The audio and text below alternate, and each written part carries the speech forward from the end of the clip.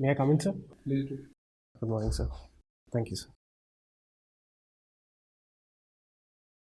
How are you doing, Mr. Rangamanju? I'm fine, sir. You're a doctor. Yes, sir. So the first inevitable question is that as a doctor, why do you aspire for civil service? Why not help patients? So I intended to be a cardiothoracic surgeon, sir. In fact, in my first and second years, I have a distinction from Bangalore Medical College. However, sir, in the third year, my father was soon to be diagnosed with multiple myeloma, blood cancer. The stage at which he was diagnosed was 3B, but his symptoms started showing up in stage 1B, at which point of time it was eminently treatable. I believe, sir, if I have to save lives and make a difference, it must be at the policy-making juncture, which is why I have taken this step, sir.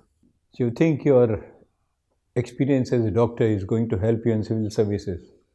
I believe they will help me in civil services, sir. It tempers my scientific rationality into decision making, sir. You mentioned about your personal problem. Your father Yes, sir. had a problem, but I find a lot of doctors are joining civil services now. Is it not a wastage of talent? And government spends so much money on MBBS. Yes, sir. So once you join civil service, I mean, you can't devote to the to the patients to that extent. Yes, sir. So this is not a wastage of government funds.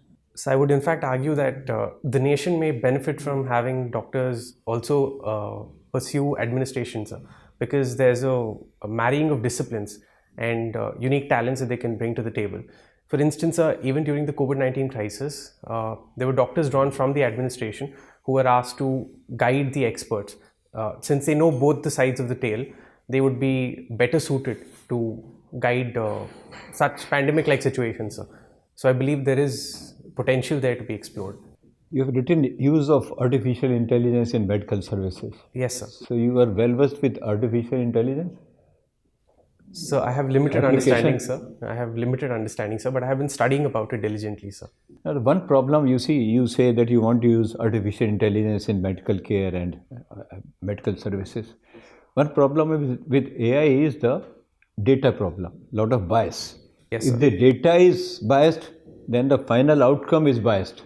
Yes, sir. So if you are going to use artificial intelligence for your medical profession, for medical advice, and if the data which is there is biased, yes, or misleading, your recommendation will be very misleading. So rather than manual inspection, manual test, etc., if you use AI, it is going to be very, very dangerous proposition, I would say.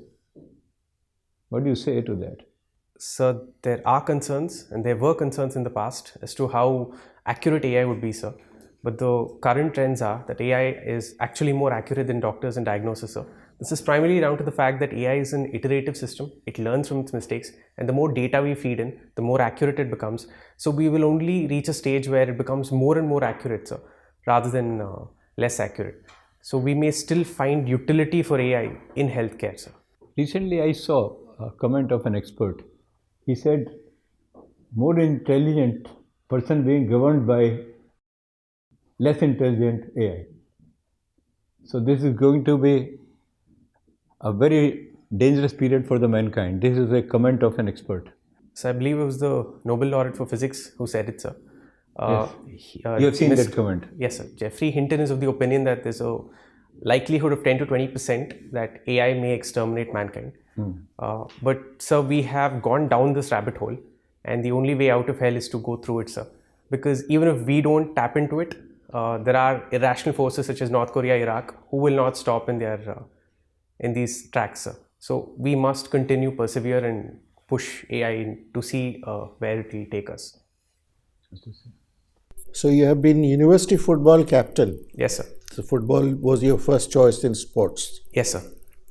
Tell me, a country of 1.4 billion. Yes, sir. Why where we are? You know, our ranking in the world, FIFA World Football is below 100. Yes, sir. Why? So if I may see this from the anthropometric perspective, anthropology was my optional subject. Indians perhaps, sir, we do not have some of the skills and stature or the profile physically that is most suited for football. But having said that, sir, there are the likes of Messi. Sir, but on another note, sir, I believe even cricket has taken away great talent from football. I have seen Virat Kohli's movements with the balls and skills with the ball. I believe the other sports may have also taken away some talent from football. But at the nurturing level, sir, Country of 1.43 billion, there should be thousands of Virat Kohlis to take part in football. so I would agree, sir. Look at the Brazilian team. They are not as heftily built as the heavyweight champions of US. So I would argue that it's largely because not enough individuals partake in football as a hobby. For instance, they say that this is a middle class mentality or a crisis. Football is not a high yielding or income generating profession, sir. At this time, only the very high ranked ones may make out a living. So in that sense, less people are drawn into it, sir. That's the point. Unlike cricket. Right, sir. What else? You see, we are like cricket. We are also a football crazy country. You go to West Bengal, you go to Kerala. The Mohan Bagan and Chennai FC and Kerala FC, they all have significant crowds that they draw, sir. Significant. The traffic comes to a stop in Calcutta when Mohan Bagan plays East Bengal. But I feel on some level we have not been able to nurture talent the way we have with cricket. And unlike the 1984 moment of cricket, we've not had similar sort of display on the international stage. So less children are drawn to it and naturally the game suffers, sir. Tell me, delimitation. The last delimitation in this country was held when? 2002, sir. Delimitation. So, sorry, sir, the delimitation was in 1972. It has been postponed since. Now it was postponed till when? So, first it was till 2002 and then now to 2026, sir. Not to 2021. 2021, sir. That was the next census was scheduled to be held. Now it will be held in 2026. So what do we do if parliamentary constituencies are delimitation done according to population? Sir. The South India will be at considerable disadvantage. What should be done? So the fundamental basis of our country, even as the preamble outlines it, is that we are a democracy, which means one vote should equal to, one individual should equal to one vote. And within that context, sir, even though the South may lose out in the long run, it is more democratic to redefine the borders and have it play out in this way, sir. That's a very debatable answer. The chief ministers of South India will beat you up. So hopefully only through law and not physically, sir. CAPFs. How many CAPFs can you name? Currently, sir, I can name the CISF, the Industrial Security Force, the BSF, the Border Security Force, the ITBP, the Indo-Tibetan Protection Force, as well as the Assam Rifles and CRPF, the Central Reserve Police Force, and lastly the ones manning the Bangladesh and Pakistan border, the BSF. The BSF you have already said. I believe I've missed out one or two, sir. I'm not able to recall. Two. Sir. NSG and SSB. Sir. Can you quickly tell us the roles of these police? Quickly. So they largely are employed right now, for instance, in very specialized roles, the Industrial Security Force for the airports and so on. But in terms of crisis, security crisis, internal security, these forces are drawn, and even in election. That's not the answer. Border policing. Which police is policing which border? So the Assam Rifles across the Tibetan sphere in the regime there. You need to read. Yes, sir. I'll read up about it. Last question. Sir. What is AFSPA? So the AFSPA stands for the Armed Forces Special Protection Act, sir. AFSPA, Special Powers Act. Powers Act, sir. What is it all about? So it grants some special powers to the armed forces in regions declared as disturbed, sir. Good. There are some special powers such as the right to arrest without a warrant, to search and seizure, and there is an indemnity to forces who exercise their functions under this act, sir. You missed out one. To maintain the law and order in disturbed areas, if they go to the extent of even killing a person, They will be protected? Yes, sir. That's it. Okay. Considering your medical background, Sir. what do you make of generic medicines Sir. as an alternate to the normal run-of-the-mill medicines available? So they win over the current branded medicines because they're cheaper, more accessible. But however, sir, there are some faults such as the bioavailability, which is diverse and across profiles. We are not sure how the body will respond to these generic drugs. So on both counts, there are faults and there are. Are they equally effective? So the equal effectivity is in question, sir. For instance, the Dolo 650 that is popular has we can give it on a 6-hourly basis in case of high fevers. Should the same medication, that is paracetamol, sourced from the government, be given, I have seen my patients not respond to it and may require more frequent dosing, sir. So that the bioavailability is a question in generic medicines. Okay. What should be done at the policy level to even out? So I believe it's a regulatory mechanism to ensure that the tablets are being formulated in the correct way as outlined. I think it's at the level of the chemical factories which are producing these outputs that they need to be regulated, sir. Do you think enough regulation is in place for pharma lobby? So I believe there is no real regulatory control to the extent that there have been some cases of some cough syrups that we have exported causing deaths in Africa and in Central Asia. And even within India, there are some drugs such as in Bellari case, the ringer lactate solution given to pregnant women caused their deaths. So there is insufficient regulatory purview over these elements, sir. You must have heard about ICDS. Yes, sir. What is it? So it's the Integrated Child Development Scheme, sir. And how would you rate its impact on the ground? So if I may draw on my experience as an intern and when I was posted to the rural areas, I think it is exceptional, sir. It being linked to the Anganwadi systems, providing succor to those between 0 to 6 years of age, extra proteins given, pulses given, and the mothers, the lactating mothers and the adolescent girls who are also included in this. As well as there are some preventive aspects that it takes care of as well. I think it's an exceptional scheme, sir. Then why are the Anganwadi workers so low paid?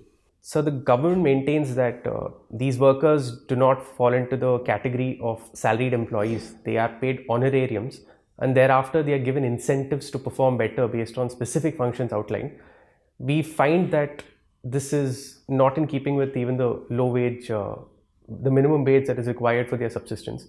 I think we may explore some options on this front to make them regularized service, sir. You hail from Karnataka. Yes, sir. Some time back there was a controversy regarding hijab, wearing hijab in educational institutions. Yes, sir. What are your views on that? So I am of the opinion that religious apparel or those suggestive of religious apparel may not be used within the schooling premises, sir. I am of the opinion, and I've seen it myself, when the uniform is donned, there is a sense of equality that pervades the students, and they, whether they are rich or poor, they are drawn from whichever class, they can be seen as equals. They'll treat themselves as equals. And if India is to remain united, we must instill that fervor in children as young as they are. I am of the opinion that while some individuals may lose out on education opportunities because their parents would not allow them to leave the house without donning the hijab or the scarf, perhaps the national interest must supersede. Uniform itself literally means there should be uniformity. Yes, sir. Okay. Your interest in Shakespearean recitals. Yes, sir. You got a first place. Yes, sir. Can you tell us which recital earned you this prize? So it was Shakespeare in the voice of Mark Antony on the death of Julius Caesar, sir. Friends, Romans, countrymen, lend me your ears. Can you, I come to bury Caesar, not to praise him. The evil that men do lives after them, but the good is oft interred with your bones. I'm afraid that's all I've memorized at this point, sir. Okay, very nice. One of my favorites also. Now, you mentioned about Chief Evaluator UNICEF Iodine Deficiency Survey. Yes, sir. What was it about? When was it held? And what were your conclusions? So I participated through my college PSM department in 2019. It was a multi-year survey. Unfortunately, the final report was not something I was part of. It came out in 2021. But I know the findings of the survey, sir.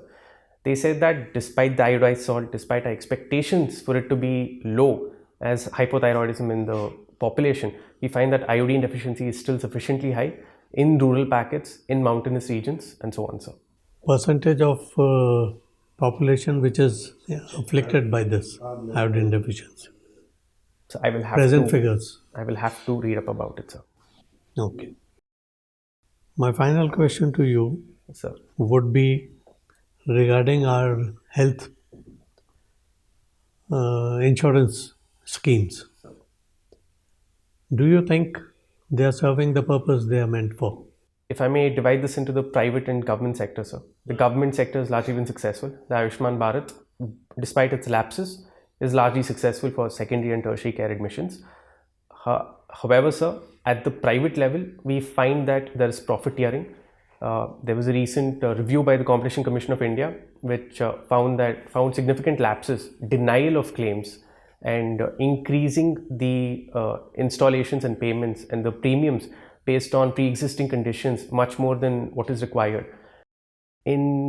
Despite all this, sir, despite there being a certain insurance agency for the poor and then for the rich through the private, there's a missing middle according to the Niti Aayog, an uncovered segment of the population, largely comprising of the lower middle class, sir. So this is perhaps where policy should head next. Thank you. Thank you, sir. Tell me why doctor wears white overcoat in OPD and green or red, green or blue coat in OT? So I would think that there's an element of tradition built into this, sir. And right now, sir, There's some reason for that. I'm not aware of the reason, sir, but there is a break from trend. We see the anesthesiologist don pink, some neonatal specialist don purple. I think we have broken away from the trend, sir, but I'm not aware of why it was established the way it is. See, there is a general feeling that there is a nexus between doctors and the diagnostic labs and doctors and the pharmaceutical companies. Yes, sir. There is a lot of things that the same medicine, same salt. Yes, sir. One company or one generic medicine is 1 rupee tablet and other selling it 20 rupees a tablet. Yes, sir. And same salt, same potency. Yes. And there is something when doctor prescribed the medicine which is of the higher value. So the MCI has taken actions in this regard. It has very clearly listed out that no such unholy nexus may be cemented between the pharmaceutical companies and the doctors who before paid cuts or they were paid certain honorarium or money in order to endorse their products. This is no longer the case, sir. There are newer variants that doctors have. Yeah, but no longer the case. The case of Dolo during COVID. Yes. Dolo sales increased, and later on it is revealed that there was some nexus. Every doctor was prescribing Dolo. Yes, sir. The manufacturing, the pharmaceutical industry was indicted in it, sir. However, sir, if I may, at the level of Dolo, because of how cheap it is, we get it for as less as 30 rupees for a pack of 10. Perhaps this allegation will not apply, but there are certainly other drugs, sir, perhaps for that reason, sir. Okay, the budget is in the offing. What would you suggest to finance minister to change it or do something about it? What steps you will suggest her to take? So there have been recent measures to increase capex, that is to reduce the income tax of the private companies, and so that they may invest it further into generating returns. What sir. should you suggest her to increase the demand so that something happens and demand is when the demand is come, supply will come automatically. So Keynesian measures may be employed. So the Keynesian what Keynesian method? That is to pump prime the economy, government expenditure to increase, and thereafter to create a virtuous cycle of increasing demand in the market, sir. Anything on the income tax front, taxation front, GST front? There have been concerns raised that the income tax or the slab for the income tax may be further increased so that more number of individuals may be exempt. which would allow them to spend more, sir. With respect to GST, they want a rationalization of GST, sir, and a reduction in some certain sectors within GST as well, sir, so that it could increase demand. What is the rate of GST on popcorn? So it is 12% and 18% depending on whether there's caramel added or not. Whether if you eat sugar, you have to pay more. If you eat salted, you have to pay less. So if I may provide a historical perspective, this is, What is historical? when the Dandi March happened, we ensured that we would never pay salt tax ever again. So the popcorn itself, if salted, is just 12%, but the caramelized popcorn is 18%, sir. Is it a wise idea to have different slabs in the same product? A very small revenue generating product. I believe it's actively under reconsideration and something may arise on that front, sir. Okay, thank you. I would like to say a few things about your physical appearance. Yes, sir. You know, you're very articulate. You have no problem in expressing yourself. Yes, sir. Right? But what I would say is, first of all, you're not shaven. Yes, sir. Secondly, I suggest, when is your interview? 14th of January, sir. 14th, not much time. Get a haircut. I will, sir. And use some sort of a cream or something to comb your hair properly. I will cut it short, sir. It won't require combing. All right. So before your interview, visit your go to a washroom. Look at yourself. It should be properly combed. If not, apply some water or something. Yes, sir. Right? You know, there are one knowledge gap that I noticed when I was asking about AFSPA. You see, you have given IPS as your second choice. Yes, sir. Even granting you permission that you are a doctor and you may not be well versed with all that. Since you have given it as your second choice, you should be aware of some basic essential things. Sir. Like there are 7 CAPFs. What are their rules? Yes, sir. Then I did not ask, but then the 3 new criminal laws, what are they? What are the major changes proposed? Right, sir. These things you should be clear within yourself. Yes, sir. Right? Yes, sir. You are going to be an IAS officer. Sir. You cannot look at yourself as an officer from Karnataka. Yes, sir. So say what should be in the best national interest. Sir. Opinions may differ. In my personal opinion, the national interest would be better served if we maintain the current balance. Sir. Otherwise, states which have replacement rate as low as a 1.5 or 1.6, they stand to lose out. Fine, my sir. Think over it. Yes, sir. Okay, sir. Thank you, sir. Thank you. Sir. Thank you. Thank you, sir.